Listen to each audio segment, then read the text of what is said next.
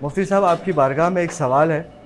اگر اولاد نماز نہ پڑھے تو کیا اس کا گناہ والدین پر ہوگا؟ والدین اگر کسی بھی نیک کام کا بچوں کو کہتے ہیں یا جو ہے وہ گناہ سے بچنے کے لیے کہتے ہیں تو یہ والدین کی ذمہ داری بھی ہے، مگر اس میں ایسا نہیں ہے کہ اولاد اگر نہیں مان رہی تو بعض اوقات والدین یوں خاموش ہو جاتے ہیں کہ بھئی یہ عمل نہ کر کے ہمیں گناہ گار بنا رہے ہیں۔ تو ایسا نہیں ہے، آپ کو بہرحال آپ کی نیکی کی دعوت کا ثواب ملتا رہے گا اور اس کو کرنا ہی چاہیے۔ کئی جگہوں کے اوپر والدین پر ہی یہ ذمہ داری ہوتی ہے کہ جو چھوٹے بچے ہیں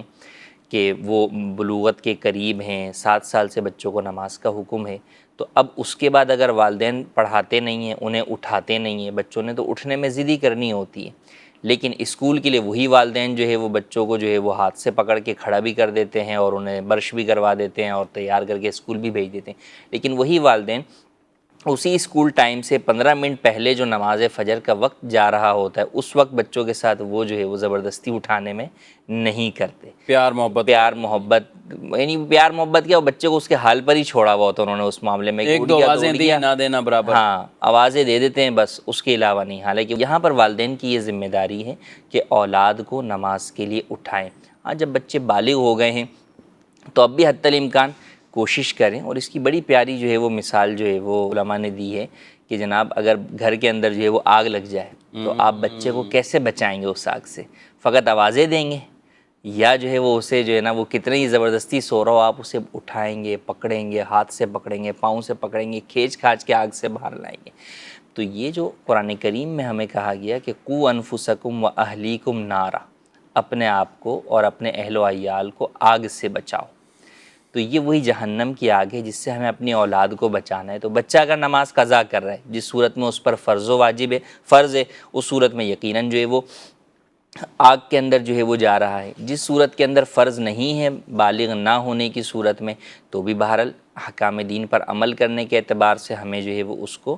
نماز کے لیے اٹھانا چاہیے اور زبردستی اٹھانا چاہیے۔ تو اس معاملے میں والدین کو سستی نہیں کرنی چاہیے۔ اس کے علاوہ اور دیگر چیزیں ہیں، جیسے بچے جو ہے وہ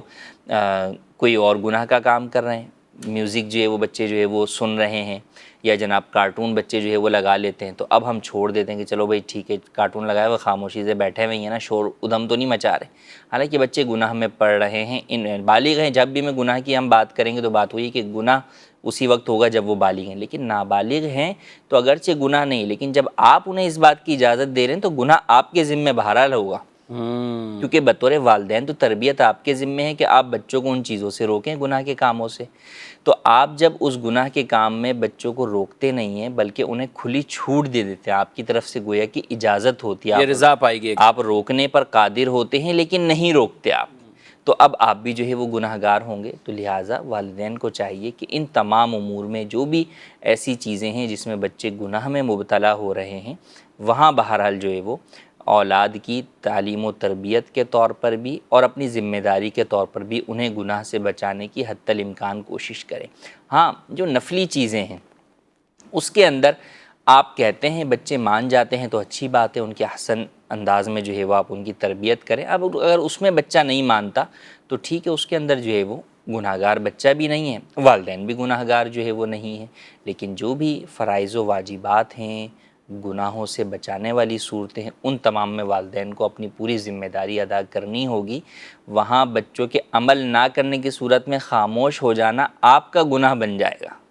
تو لہٰذا ایسی صورت کے اندر آپ اس بات پر نہ جائیں کہ نہیں بھئی بچے تو سن ہی نہیں رہے، وہ نہیں سنیں گے، لیکن آپ کو ہی ان کو گناہوں سے باز رکھنے کی حتی الامکان کوشش کرنی ہوگی۔